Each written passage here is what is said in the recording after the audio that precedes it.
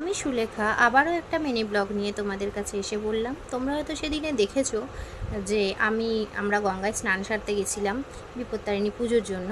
তো আমরা স্নান সেরে নেওয়ার পরে ওখান থেকেই টিকিট পাওয়া যায় গঙ্গার এপার থেকে ওপার হওয়ার জন্য লঞ্চে করে।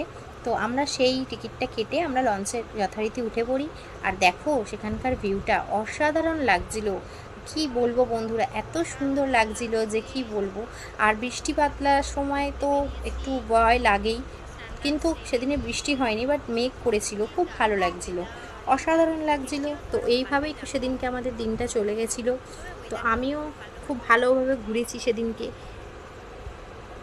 লঞ্চে করে। তো ভালোই লাগলো, এপার থেকে ওপারে গেলাম, হাওড়া এপারে থেকে ওপারে হাওড়ায় গেছি। তো খুব সুন্দর লেগেছে, ভালো লেগেছে, এনজয় করেছি খুব ভালো করে। আর সবাইকে শুভ সকালের অনেক শুভেচ্ছা জানানো হলো।